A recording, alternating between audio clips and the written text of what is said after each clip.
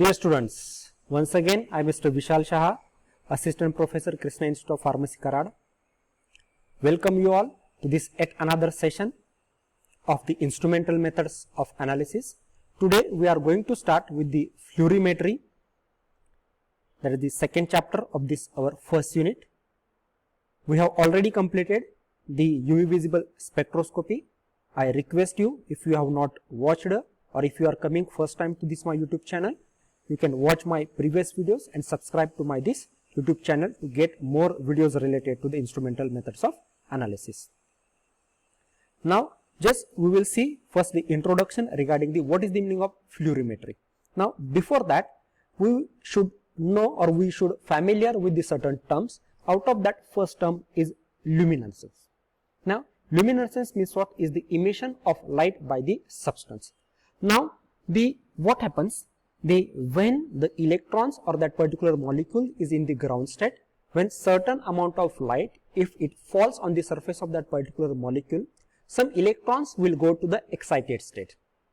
In that excited state, these particular electrons are not stable, and to get this stability they again come to the ground state, and while coming to the ground state they emit certain energy. And if this emitted energy is in the form of the light, that particular phenomena is known as the luminescence.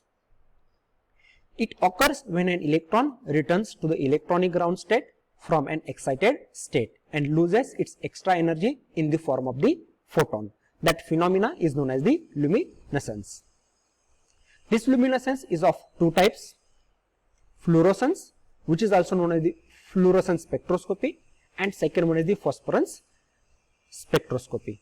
Now the fluorescence spectroscopy is nothing but the fluorimetry, and phosphorescence spectroscopy is nothing but the phosphofluorimetry. Here we are only going to discuss the fluorescence, but before that just we will see what is the difference between the fluorescence and phosphorescence. Now what is the meaning of fluorescence? When a beam of light is incident on a certain substance, and if they emit a visible light, then that particular phenomena is known as the fluorescence. Means while coming back to the ground state, if the emitted photon or emitted light is visible, then that particular phenomena is known as the fluorescence. Fluorescence starts immediately after the absorption of light, and it stops as soon as the incident light is cut off. The substances showing this phenomenon are known as the fluorescent substances. The time required for a compound to show fluorescence is about 10 raised to minus 6 to 10 raised to minus 4 seconds. Means this is the quick phenomena as compared to the phosphorescence. Now we will see what is the meaning of phosphorescence. Now when light radiation is incident on a certain substance and they emit light continuously even after the incident light is cut off. In case of fluorescence, the emission of light it stops once incident light is cut off. But here in this case phosphorescence is a continuous phenomena. If we cut off the light, still that particular emission of light is continuous. This type of delayed fluorescence is called as a phosphorescence, and in this case the emitted light is in the range of the ultraviolet radiations, and that's why it is also known as the phosphorescence. Means in fluorescence we will get the visible radiations, and in phosphorescence we will get the UV radiations. The substances showing phosphorescence are known as the phosphorescent substances. So this is about the basic introduction about the fluorescence and phosphorescence. Now the time required for a compound to show phosphorescence is 10 raised to minus 4 to 20 seconds. Means it is a delayed phenomenon. After this we will see what is the principle behind this particular fluorimetry. Now a molecule in the electronic state in which all the electrons are paired are called as the singlet state. In ground state what happens? Whatever the electrons that are present in the molecule, they are present in the paired form, and that state is known as the singlet state. In a singlet state molecules are diamagnetic. Means diamagnetic means what? If we apply the magnetic field in the ground state, it does not show any effect on that particular molecule because all the electrons are in the paired form, they are stable. Most of the molecules in their ground state are paired. When such a molecule absorbs either UV or visible radiation, one or more of the paired electron raised to the excited singlet state or excited triplet state. Means suppose two electrons which are paired, when they absorb the UV or visible radiations, one or two electrons they go from excited, go to the excited either singlet state or excited triplet state. The process of promotion of electrons from HOMO to LUMO orbital with absorption of energy is called as the excitation. Now here we will classify what is the meaning of singlet state, what is the meaning of doublet state. Now as I said, the ground state suppose is having one pair of electron. This one pair of electron is consisting of two electrons which are paired. That state is known as the singlet state, a state in which all the electrons in a molecule are paired and the spin of that particular electron is anti-parallel to each other. Then doublet state, a state in which unpaired electrons are present, but these unpaired electrons are having the either spin like this or a spin like this. Then triplet state means what? A state in which unpaired electrons are having the same spin. Here you can see both the spins of electrons are in the parallel form. So excited state is mainly having a singlet state and the triplet state. This singlet state is having higher energy, triplet state is having lower energy. Singlet excited state, a state in which electrons are unpaired but of opposite spin, like unpaired and the opposite spin. So this is the few terms that you should know, and to understand the principle in the fluorometry, just we will see this particular graph. Here you can see, here ground state level. Ground state level are also consisting of the certain discrete levels which are considered as a energy 1 level, energy 2 level, energy 3. All the electrons that are present in the molecule, they are present in the ground state, and in this ground state all the molecules are in the singlet state, that all the electrons are paired. Now suppose some amount of radiations fall on the electrons that are present in the ground state, so from that they will go to the singlet excited state. Now already we know that in case of the singlet excited state, the whatever the spins of the electrons are there, they are opposite to each other.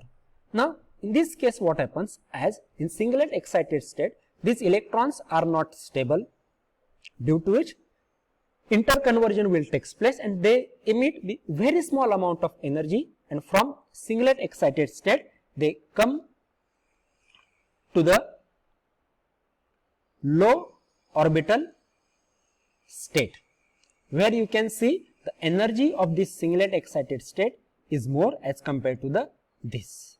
And when the electrons, this is also a excited state, but which is having, due to the interconversion, singlet excited state is converted into this particular triplet state, and from this triplet state the electrons come again back to the ground state level, and while coming to the ground state level they emit certain amount of energy, and that energy is emitted in the form of the light.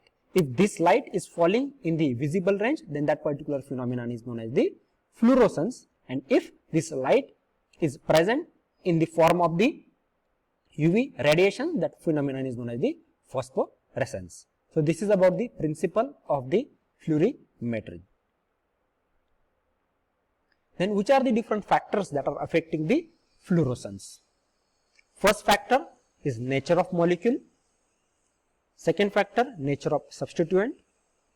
Then concentration, quantum yield of fluorescence, intensity of incident light, then adsorption, oxygen, that is the effect of oxygen, pH, and last one is the temperature and viscosity. So these are the various factors which affect the fluorescence of that particular sample. Now one by one we will discuss the what are these effects. First effect is nature of molecule. Now we know that all molecules cannot show the phenomena of the fluorescence as well as the phosphorescence. The reason behind is that those molecules which absorb either ultraviolet radiations or visible radiations, they are only capable of showing the fluorescence as well as the phosphorescence, because from ground state the molecule will go to the excited state only when they absorb the sufficient frequency radiations which are present in the either ultraviolet radiation or the our visible range. Those only show which are able to absorb the UV as well as the visible radiations. Now, greater the absorbency of a molecule, more the intensity of that particular luminance. Remember, luminance is nothing but the light that is to be emitted, and depending upon this which type of light that is emitted, we have considered a fluorescence as well as the phosphorescence. In fluorescence, the visible radiations are emitted, and in phosphorescence, the ultraviolet radiations are emitted. So, this is about the first factor, that is the nature of molecule. Then second factor is nature of substituent. Now, electron donating groups enhances the fluorescence, means intensity is increased. Electron donating groups like amino functional group, hydroxyl group, they enhances the fluorescence, while electron withdrawing groups decreases or destroy the fluorescence. For example, carboxylic acid group, nitro group, azo groups, all these electron withdrawing groups, if they are present, they decreases the fluorescence of that particular molecule. Generally, aromatic compounds with low energy show this type of the effect. Then third effect that is shown, factor that is affecting on the fluorescence is concentration. As we know, fluorescence intensity is directly proportional to the concentration of substance, but it is only when the absorbance is less than the 0.02, then only that particular concentration is directly proportional to the intensity of fluorescence. Now, this is the particular equation that we know.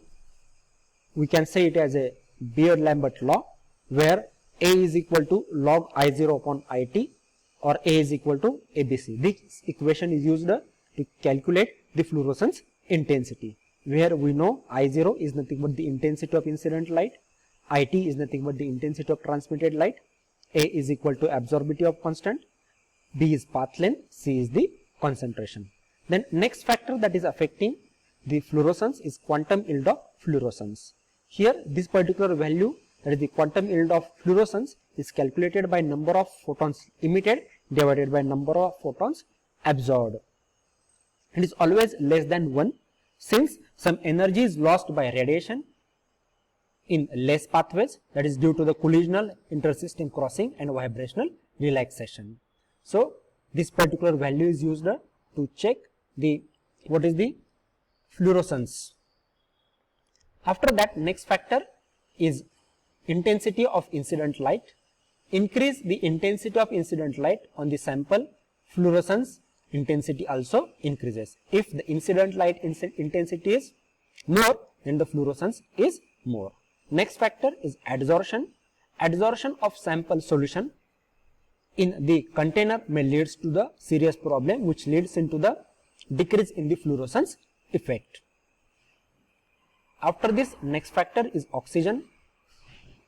Oxidation of fluorescent species to a non-fluorescent species, which leads into the quenching of the fluorescent substance. Quenching is nothing but the loss of fluorescence of that particular substance. So, due to the presence of oxygen, there might be loss of fluorescence is observed.